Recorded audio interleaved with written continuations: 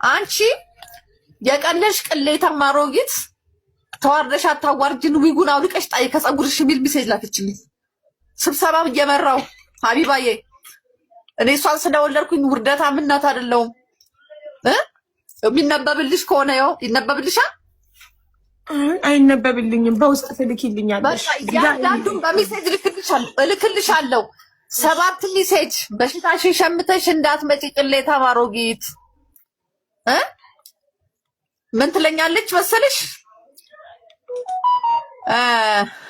አንደኛሽን አግብተሽ ብትቀመጪ ጥሩ ነው። በየሱሪው መገኘትሽ ሳያስ ማይም እኮ ነሽ አንቺ ዘገምተኛ።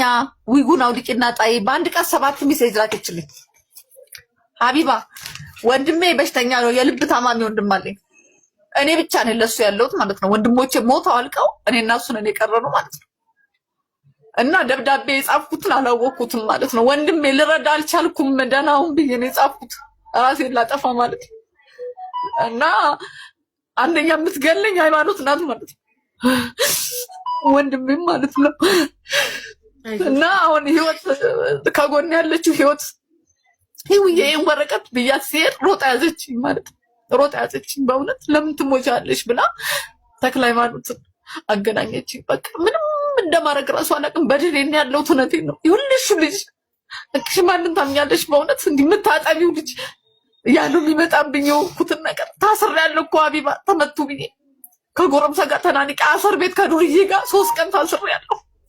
ዱርዬ ናት። ውጭ ነው የምታመሸው፣ ከወንድ ጋር ነው የምታመሸው ሀቢባ። ከሴተኛ አዳሪዎች ጋር ነው የምሰራው። በጣም ያሳዝኑ ሴቶች አሉ። ብሰራ ቆሜ እንኳን ብታይ እኔ እንዲህ አይነት ይገባኛል። እንዲህ አይነት ውስጥም አልገባሁም፣ ግን አማራጭ ባገኝ ልገባ እችል ነበር። እሷ እኩያ እኮ ናት፣ የመጀመሪያ ልጅ ነች። ልትረዳኝ ሲገባ ግሩፕ አደራይታ ከአባቷ ብቻዬን ነኝ። አሁን ሀቢባ ሁሉም አደሙ።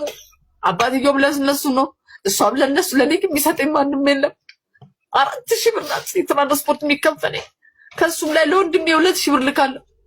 በቃ ቤት ውስጥ አልጋግርም፣ ሰርቼ አልበላም። እውነቴን ነው የምነግርሽ። እህቶቿ ግን በርገር ነው የሚበሉት፣ ቦሌ ነው መገናኛ ነው ፈታ በሉ ትላለች። በሰከንድ ትልቅ ይሰማኛል ድምጿን እየሰማሁ እና ትንሽ ይከብዳል። እውነቴን ነው የምነግርሽ። እኔ ራሴን ጠላው። አላህ አያኖረኝ አልኩኝ። እውነቴን ነው። እኔ አላህ ባያኖረኝ ይሻለኛል። ለምን ቁጭ በልጅሽ መፈጠም ማለት ነው። በልጅሽ እንደ የለፋሽለት ልጅ አባትም አጣኝ። እኔ ሲያጣኝ በልጆቼ ተበቀለኝ። አየሽ ተበቀለኝ። ዛሬ ሚዲያ ቅረብ ሲባል አልሄድም አለ። እኔ እዛ ነበርኩኝ። ዛሬ ፊት ለፊት እንፋጠጥ እስቲ ከኔ ጋር እናውራ ስል ልጆቼ አትሂድ ብለውኛል። ሃይማኖት ስትደውል ነበር፣ እዛ ቁጭ ብዬ ስትደውል ነበረ ለሚዲያው እያስፈራራችሁ ጠበቃ ቆሜ እከሳለሁ የእህቶቼን ፎቶ አንሳ እያለች ስትከራከር አየሽ። ዛሬም በእኔ ላይ አየሽ ጦርነቱ አላበቃም ማለት ነው። ድሃዋ ላይ እኔ ጉልበቴ አልቋል። እውነቴን ነው የምልሽ። ሀዘን ጎድቶኛል። ወንድሞቼ ሞተዋል። እንኳን አባቴ ያዘናል። ለእኔ እኮ ችግር ይበቃኛል። እኔ አሁንም እንድትተወኝ ነው በእውነት። እኔም አሁንም ትተወኝ ሃይማኖት። እኔ አሁንም ኢትዮጵያ ትረዳኝ። እኔ አሁንም ዛሬም ማለት ነው ፎቶ እንጂ እኔ ፎቶ እኔ አላሳዘንኳትም። ፎቶን ያሳዘናል። ስም እኮ ይቀየራል። ነገ ጥሩ ነገር ሰርተሽ ትቀይራለሽ ስም። ሰው ከቦታ አይመለስም። ይቅርታና እናቴ አንቺ የቀረብሽው እግረኛ ሚዲያ ላይ ኢንተርቪው ላይ እኮ የልጆችሽ ፎቶ የለም። የልጆች ፎቶ ያለው ቲክቶክ ላይ ነው የተለጣጠፈው። ቲክቶክ ላይ ነው። ይሄ ደግሞ ማንነቱ አይታወቅም እንጂ አንቺ ኢንተርቪው የተደረግሽበት ሚዲያ ላይ አይደለም የልጆች ፎቶ የተለጠፈው። ቲክቶክ ላይ የማይታወቁ ሰዎች ስለለጠፉት ፎቶ እንዴት ነው አንቺ ልትወቅሽ የምትችይው? ሀቢባዬ ቤት እኮ አላድርም። ማታ ማታ እፈራቸዋለሁ እኮ እንዴት እንደሚያረጉኝ ሀቢባ። ልጅሽን እንዴሽ ማውራት ይከብዳል እኮ። ስንት አመት አልኩ መሰለሽ። እናታችን ደወለች የልጅሽን ድምጽ እየሰማሽ እቺ ማሚ አለመባል ራሱ እኮ ያማል እኮ። እኔ እኮ ብዙ ነገር እየገደሉኝ እኮ ነው። እኔ በሞት ይሻለኛል በእውነት። የሚሰሩት ስራ እናቴን እኮ አትልም፣ አገናኘኝ አትልም።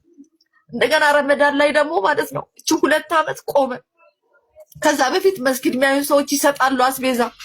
ይዤ ስመጣ ልጆቹ ምናል እንደተበላሹ ምናል እንዳበላሸቻቸው በእኔ እጅ ቢሆን የሚላከው እናት ነኝ እኮ እንደ ኢትዮጵያዊ እናት። እኔም ጤፍ አስፈጭቼ ጋግሬ ሽሮ ሰርቼ ማዕረግ ነው ለነሱ። ፍርፋሪው ተረስቶ ቦሌ ለቦሌ መገናኛ ለመገናኛ ሲበሉ እኮ እኔ ሀቢባዬ 50 ብር ቡና ከሱቅ እኮ ነው የምበደረው አጥቼ። እኔ ያልገባኝ ነገር እናቴ ለምን ማለት አንቺ እና ለአመት ብዙ ለፍተሽ አሳድገሽ ለምንድን ነው ምክንያቱ ብለሽ ታስቢያለሽ? ልጆች እንደዚህ የሆኑበት ሀቢባዬ ትቼ አልሄድኩም። ለምን እሱን አይወቅሱትም? ትቼ እኮ አልሄድኩም እኮ አብረን እኮ ነው ያለነው። ለምኜ ቤቱን አሰራ አንድና አንድ